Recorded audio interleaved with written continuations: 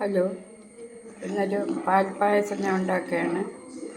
ഇന്ന് ഉണ്ടാക്കാൻ കാരണം എൻ്റെ സഹോദരൻ്റെ മകൾ വിവാഹം കഴിഞ്ഞ് ആദ്യമായിട്ട് നമ്മളെ വീട്ടിലേക്ക് വരികയാണ്. അതുകൊണ്ട് ഞാൻ വിചാരിച്ചൊരു പാൽപ്പായസം വൈകുന്നേരമാണ് വരണം, അപ്പോൾ ഒരു പാൽപ്പായസം കൊടുത്ത് സ്വീകരിക്കാമെന്ന് വിചാരിച്ച് ഉണ്ടാക്കുകയാണ്. ഈ പാൽപ്പായസത്തിൻ്റെ റെസിപ്പി എല്ലാവർക്കും അറിയാം, അതുകൊണ്ട് ഞാൻ അത് എങ്ങനെ ഉണ്ടാക്കണമെന്നൊന്നും പറയുന്നില്ല.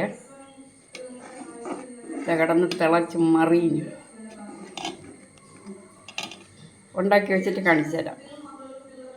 ഞാൻ കഴിക്കുന്ന ആഹാരം ഓരോ ദിവസവും ഞാൻ കാണിക്കാറുണ്ട്, അതുകൊണ്ട് ഈ പാൽപ്പായസവും ഞാൻ കാണിച്ചു തരാം. മക്കളെ, പാൽപ്പായസം റെഡിയായി. കൊതി തോന്നുന്നുണ്ടോ? കൊതി തോന്നണമെങ്കിൽ കുടിക്കണമെങ്കിൽ അമ്മമ്മയ്ക്ക് ഒരു സബ്സ്ക്രിപ്ഷൻ തരിക. താങ്ക് യു മക്കളെ.